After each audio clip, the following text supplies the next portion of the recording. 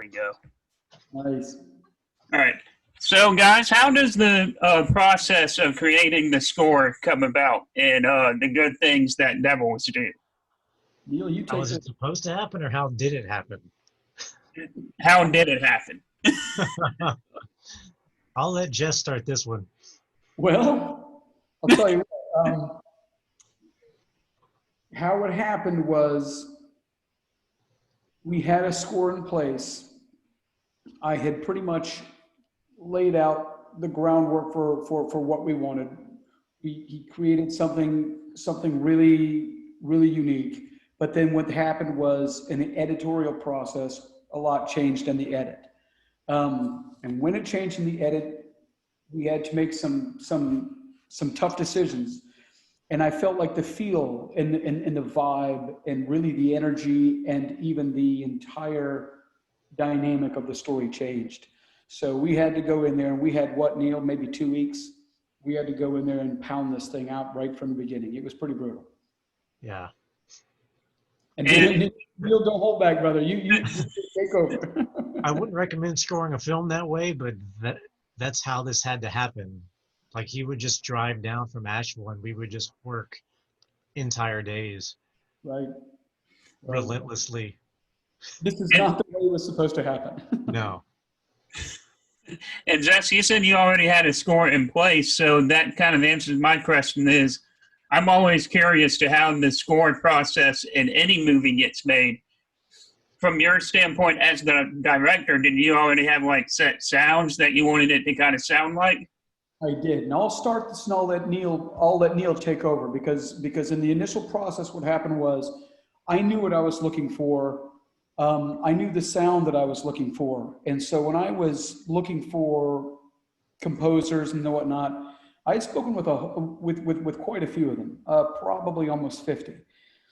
They sent me tracks, things they did, and with Neil, he was somebody who I had known who had scored previously a small independent feature that I had known. I knew some people who worked on it. With the scores that were coming in, some were more well known, some not. But it was frustrating to me because everything I was getting had almost the same sound. Right. Just, a little atmosphere here and there. Kind of this cookie cutter sound that it all sounded the same. I hate to say it, and I don't mean any disrespect, but a little bit, yes, a little cookie cutter. You could listen to about 30, and you would know the difference of a composer. And it really, Devils was really unique, and Devils has such a zany, crazy personality. Right. I needed that to go with it, and I'm a big believer in scores. So when I talked to Neil, I didn't know him from anything, and so I just said, "Hey, this is what we're looking at." He said, "Oh, something like Goosebumps," and I thought, "Yeah, I guess a really violent Goosebumps, but yeah." And so he sent me I think he did it in 15 minutes, 30 minutes. He sent me a little clip, what later became the main titles, by the way, but a little clip. And I knew right then, when I listened to the clip after listening to countless, but I knew beyond a shadow of a doubt he was the guy. And I just told him, I said, "Neil, we're up against the wall. We have no money. I hate to do this to you. I would love to use you. I want you to do this. Can you do this for me? And I apologize. We'll figure it out on the back end, but can you do this?" He said, "Let's do it. Let's rock and roll." And Neil, you take over, buddy. Yeah, so I had reached out to him. I had saw he was making a film, I'm like, "Hey, if you need music, I'd love to chat with you." And then he contacted me. He's like, I think he was in town, and he's like, "Hey, I know this is short notice, but hey, mind if we get together and chat about it?" And before I knew it, he was over in the studio, and we were talking it out after I had sent him this clip of just like looking at the imagery and just the synopsis and everything, and just talking to him over email and over the phone. And I had done this little thing. I like building worlds with music, and I think every film should have that signature sonic stamp. you know. And so I'm like, well, what if we did sort of these like guitars and theremin, and just like have that sort of be the uh, the beginning. Start with these like 80s rock guitars and have like this like spooky sci-fi theremin, and then introduce synths and such later on, but just have that kind of be the backbone. And doing it like that, like I wanted to have it, I wanted it to have this stamp, like it's this 80s, it's everything's not pretty sounding, especially like the synths. Like I specifically did these like older, rougher, less polished sounding synths because Yeah.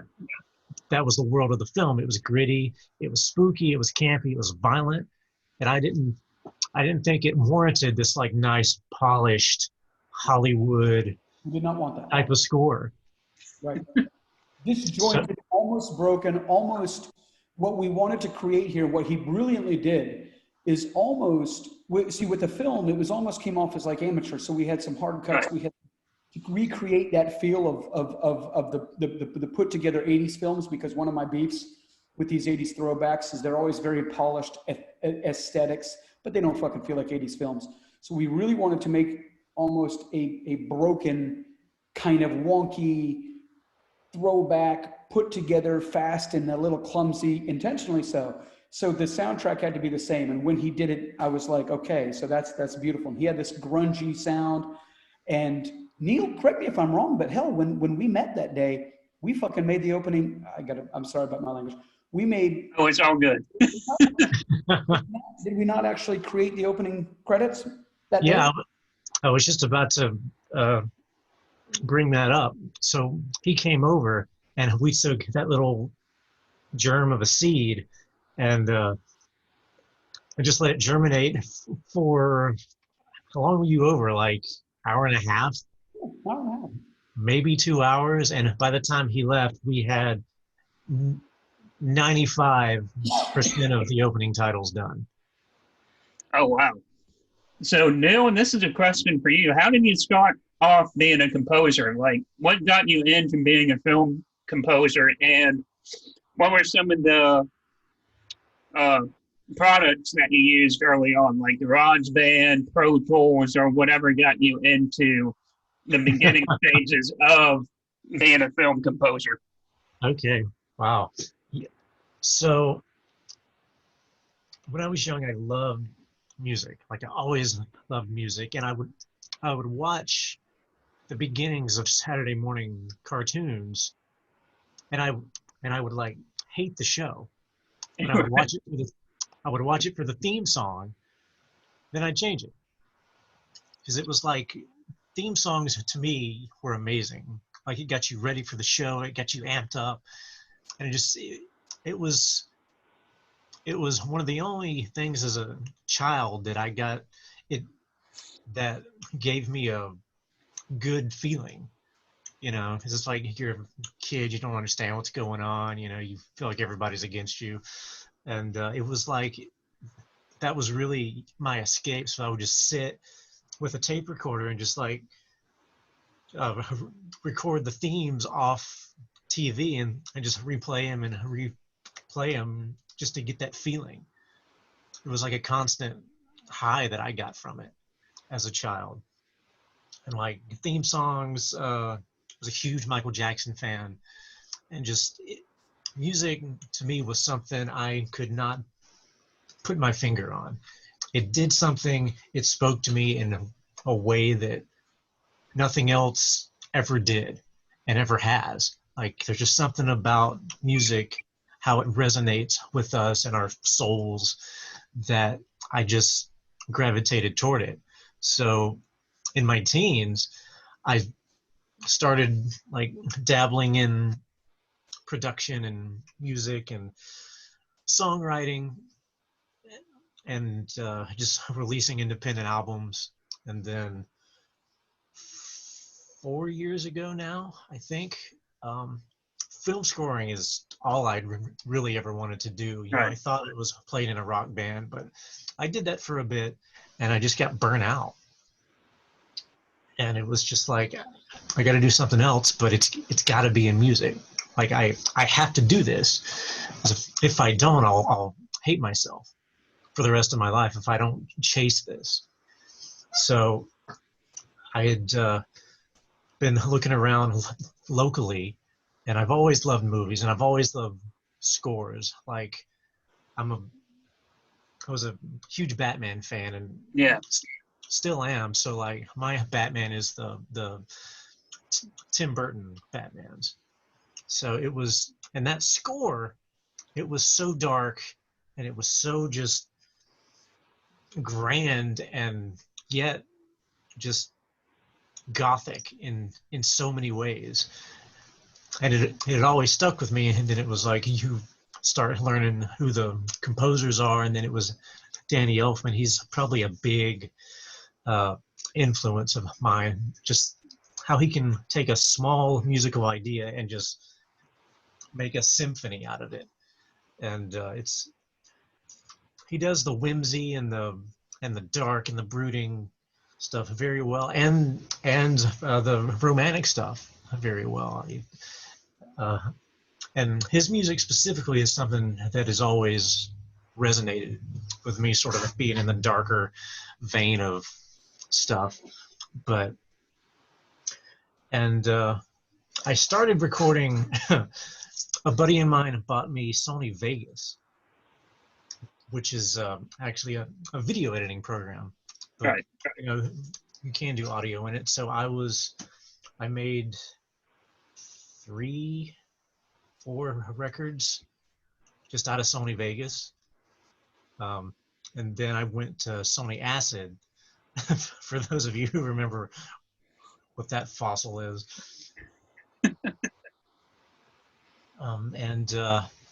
Then I made the jump to Mac because my wife and I were coming back from some vacation, and we stopped in Charlotte at a Guitar Center, and I'm like, you know what? I need a new computer. I just want to pick somebody's brain. Should I go to Mac? Because I hear all the creatives talking about Mac, and Logic. It was like, all right, so I did, and I was talking to a guy there, and he ended up becoming a good friend, and we still work together to this day. Shout out to T at Shady Palms Productions.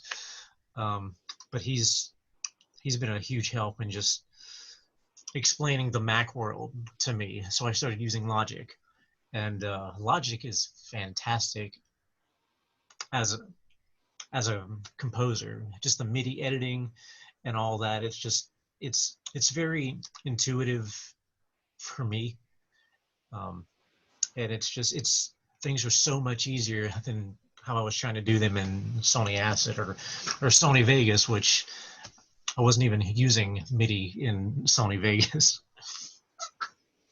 And so I had sort of reached out a little bit, seeing who was making little films around here, and I had found a couple people, and I'm like, just asking them, hey, if you need a score, worst thing they could say is no. Right. So, and they were like, you know what, actually I am. And I did 1, then I did 2, then I did 3, and then it just snowballed. And it's for me, and I'm not trying to say this about me, but I've heard all the like successful artists talk about it, like specifically Alice Cooper. He was like, if you're good at what you do, you won't stay unknown for long. So I mean, if you just keep your head down and work your ass off and just work your hardest, do the best you can, and not try to sell yourself on, oh, go with me, I can do all these things, it's like, don't talk about it, do it. And you won't have to talk about yourself. You're just like, hey, so why should I go with you? And then you can just be like, here, check this out. If you like it, let's talk. If not, that's cool. Right. You know, I just feel if you just do the hard work and just hone your craft, that's where the success is, and that's how you get in the business. You know, you're just good at what you do, and you work hard at it. And Jess, back to you. You brought this up before about how you wanted this to be like a retro 80s film, but you didn't exactly want it to be as polished as new films are right now. So, what are your thoughts on some of the films right now that I'm not saying are made ironically, but just try to have that retro vibe and just are extremely well polished and it just kind of backfires? Good question. And there are a lot of good ones out there. Don't get me wrong. And Devils, the good things Devils do is with flaw. Don't get me wrong. I understand that. But a lot of the films that I had a problem with, I'll be honest with you. Even some of the more polished ones, and even some of the ones that aren't so polished, they don't feel like they're 80s. And I know that's kind of the trend going on right now. And it's one that I latched on to, not because of a trend, but because I genuinely wanted to write something. So I had about 5 that were ready to go, but I went with that because it was kind of like a love letter. This ties into the score, by the way, to some of my favorite films like Night of the Demons, Kevin Tunney's Night of the Yeah. Demons, Creep Show, George Romero, Christ, Stephen King. What was it? Return of the Living Dead, Dan O'Bannon. I mean, one of my favorite, most little known director producers, Dan O'Bannon, who's, God rest his soul.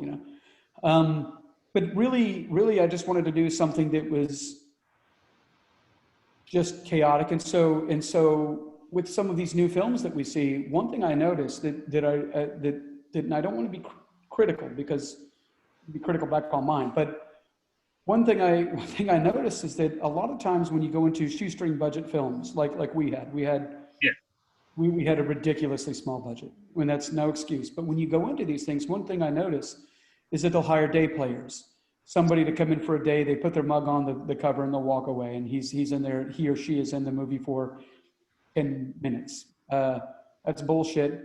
And also I noticed that a lot of the writing is lazy. And so what happens is they'll buy on a little bit of aesthetic. It'll be an incredibly profoundly boring, a boring movie. And they'll be sitting there talking to each other, and it'll be a bunch of mediums and medium closes. And it's like, you just want to bang your head against the wall and say, I want to do anything other than listen to this shit. So for better or for worse, we wanted to put a grindhouse, romp'em sock'em, crazy film in here.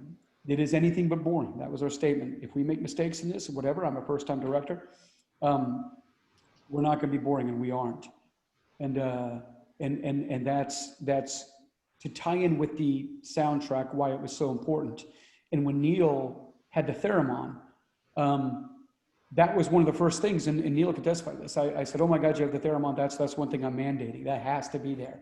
That's got to be there. And we're not going to shy away from it. We're going to live or die by the sword.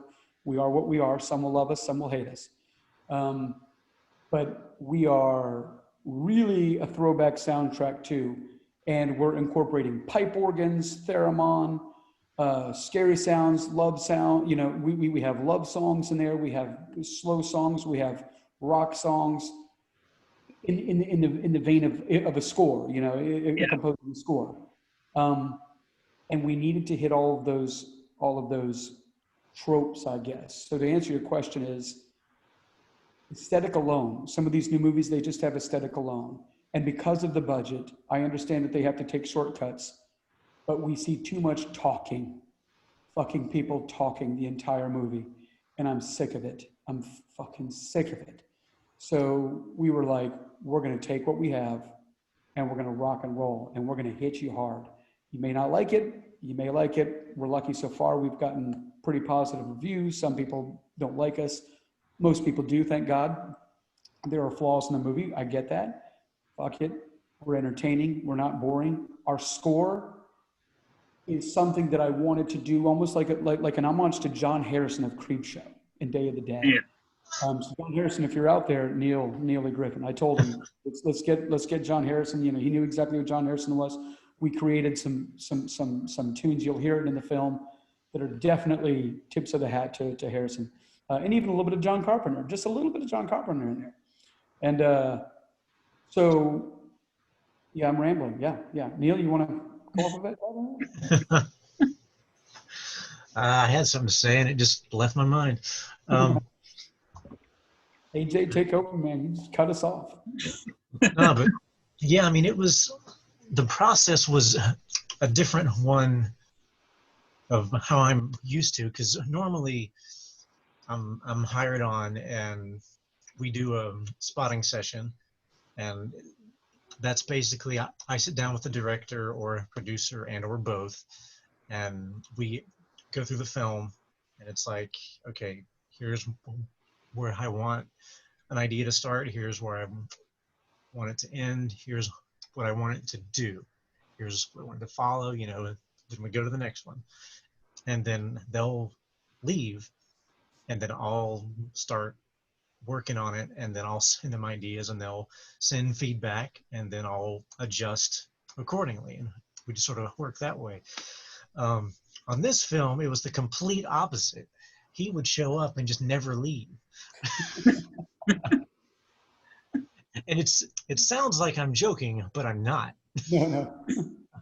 He would show up around 11 and leave at like 7, like daily. To be like, here's my ideas, let's do it. And I'm like, okay. So I would show him what I was doing, and then he would be like, no, it's got to be like this. I need to say this for Neil's benefit. I really do. And if any directors or producers out there, anyone who knows me would know that I don't just throw people's names around loosely, because my word is very important. My word is bond. If I tell someone I'm going to do something, I do it. And I'm not going to throw people out there just because they're my friends or whatnot. I need to say this about Neil. When Neil had created these things, he created brilliant work, but it was now a new tone. That was not his fault. That was mine. The film had taken a new tone. So when I came there, he said, well, how much are we changing? Everything. He's like, what? And Neil was ready to kill me a few times. I'm quite convinced that he truly was ready to a few times. But to illustrate the mad scientist way we did this insane kind of way, and it's non-protocol way, all that other stuff. If I can give Neil any props, it will be this, and this is a very real prop for any other directors and producers out there looking for film score. I've dealt with people that it takes months or certainly weeks to get a really nice song.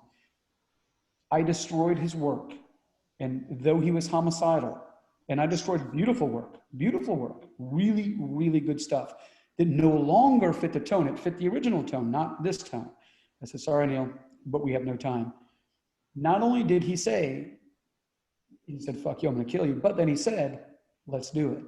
That is the thing that always sticks out with me, and why I'm gonna come back to Neil every day. Not only did he not complain, but he did it in 0 time, AJ. He would be able to, I would say, do this, and I would be humming tunes. What? I would be humming tunes. This. No, erase this. And so he finally gave me a laser pointer and just said, get the fuck out of my bubble. Use this, tell me what to do. And he would create these wonderful things, and then we create something special, and then wipe it out, and then create it again, wipe it out, create it again, wipe it out. And I've never worked with someone and I've worked with a few people on score and soundtrack who are quite good. What Neil can do in 0 time is incredible. And he knew it was not about his ego. It was not about my ego. It was about the movie. And he literally said, I'm here for you. Do I want to kill you? Yes. But I'm not, because we're here to do this for the movie. And I grew such an intense appreciation and respect for that, because it was always about devils. It was not about Jess. It was not about Neil. It was about devils. And the things he created, and the things that I would hum something and he would go give it a little bit more. No, this. Okay, so then he'd say, are you sure? Yes. And we create this, and then he'd do something incredible. But he did it in little to no time. And that's when I realized, I said, we have somebody who's musical, and I recommended him to another feature. And the producer used him and told me, he said, this guy's incredible. This guy is incredible. And this is a feature that is going to be, going to have distribution. We're going to hear about it soon. I don't want to say anything about it, but you know, it's going to have distribution. And so they hired Neil on for it, and they came back to me and they said, shit, this is one of the best hires we've made. So I have to put that out there. And that's absolutely true. Well, guys, thank you so much for joining me this afternoon. It was really fun talking about this with you guys. Thank Awesome. you, AJ. Thanks for having us, brother. All right, Thank have you. a good afternoon, guys. All right. You too. All right, man. Later on, AJ.